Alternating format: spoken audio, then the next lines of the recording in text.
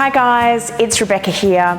I get asked all the time by people how I got rid of my SIBO, so I thought I'd do a video for you. At the beginning of 2015, I was diagnosed with SIBO by taking a lactulose breath test. I had gone to see a naturopath because I was feeling really ordinary and yuck, and I didn't know what was wrong. Lucky for me, she's a gut specialist and understood the SIBO condition.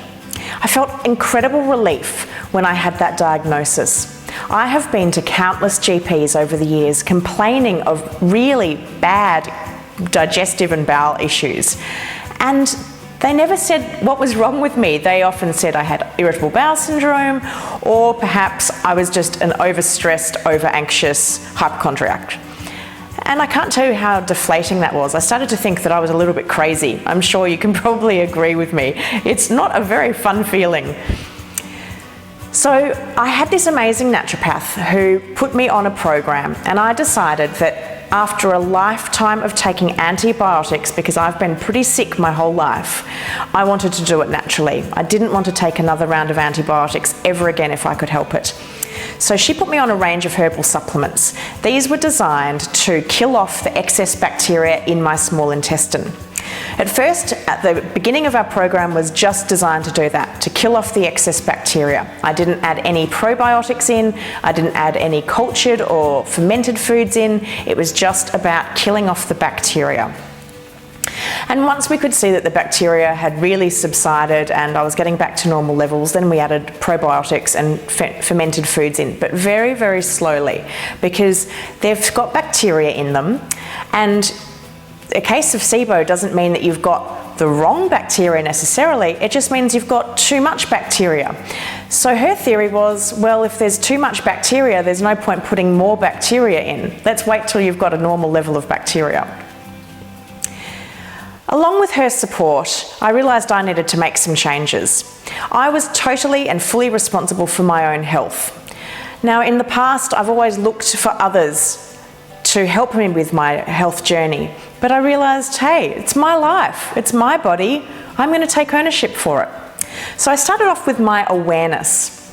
I had to get aware of how my body felt, my symptoms, and stop masking them with pharmaceuticals. That was kind of tough. You know, there were some days when I felt really crap, but I started to make the connection of, well, I eat this food and then I feel this way. Oh, there's a connection there. What was great was when my SIBO symptoms started to dissipate. Now, I've been chronically constipated pretty much my whole life. I had no idea that you're supposed to go to the toilet every day. I thought it was normal to go once a week, if I was lucky. And then I'd swing between constipation and diarrhea, depending on how I was going at the time.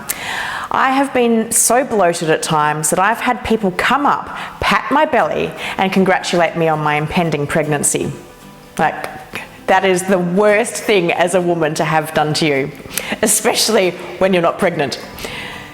I noticed that about 6 weeks in, my symptoms started to really improve, and the bloating was the biggest thing. I wasn't getting those really painful cramps and bloating that are so common with SIBO. About the same time as my SIBO symptoms were starting to really come down, I realised that I had a lot to do myself to change my progress with my healing journey. I was pretty angry at the world for being sick. I was frustrated that I couldn't live life like everybody else. Why couldn't I go and eat burgers and chips? And why couldn't I drink bottles of wine if I wanted to? It just felt so unfair. So this one day, let me tell you about this one day. I'm sitting down for lunch, and I'd made myself this steak and salad for my lunchtime meal. And it was delicious. I mean, the steak was beautiful and the salad was lovely and healthy, and it was full of nutrients and vitamins and just everything my body needed. But yet I was pretty cross about it. And as I sat there feeling like a 2-year-old having a tantrum that life wasn't fair and woe is me and why am I the one that got sick, I realised I had to change. So I looked at that steak and that salad, and I started to be really thankful that I had the opportunity to eat it, and it was going to give me all of the nutrients I needed to get better. So from that day onwards, I started to switch off all my electronic devices and be really thankful and mindful when I ate. I concentrated on chewing. I started to visualize all of the nutrients coming into my body and healing it and helping it. And I tell you what, within days of doing that, my symptoms improved even more rapidly than what they'd already been improving. I also made the decision that I wanted to get rid of SIBO as quickly as possible. And I asked my naturopath what I needed to do for that to be possible. And she said to me, if you have a cheat day, you start from the beginning once again, because you're feeding the bacteria food that it loves to eat and thrive on. Now, when I got my diagnosis, I had kind of made a promise with myself that I'd have some cheat days here and there. I thought, how hard can it be? They say that it's good to boost your metabolism and, everyone has cheat days. But when she told me that it would put me straight back at the start and we'd basically have to start from scratch, well, the cheat days went out the window and I stuck to my guns. So nutrition was really important, and I was really mindful that my nutrition through my journey would be what helped me or hindered me. And I set out to work out amazing recipes that were SIBO friendly, and that's why I've put together a cookbook for people just like me and you that are suffering, because there weren't very many recipes out there. The third thing I had to think about was my movement. I'd been sluggish and feeling crap for years. Now, I'm one of those all or nothing kind of people. I'm either lying flat on the couch or I'm training for a triathlon. There's kind of no in between with me. And at that point in time, I'd been sick for quite a while and feeling really ordinary. So I decided that I needed to have a game plan for how I started moving again. I went out and found a personal trainer and I told him what was wrong with me. And I told him he needed to hold me accountable, because when I make a promise to somebody, I stick to it. I then started making arrangements with friends to go for walks with them, because I also knew that if I said to someone I'd meet them at a certain time and a place, I would show up. I'd feel too guilty if I cancelled on them. And sure enough, little by little, I started moving my body a little bit more. A great thing someone said to me once is that there's a reason why dogs poop when they go for a walk, and that's because they're moving their system. So I thought, well, if dogs poop, maybe I'll poop if I go for a walk. And lo and behold, not only were the antimicrobials and the herbal supplements I was taking helping kill off the SIBO, but me moving my body meant that for the first time ever, I was going to the toilet every single day without fail. Oh, it was such a wonderful feeling.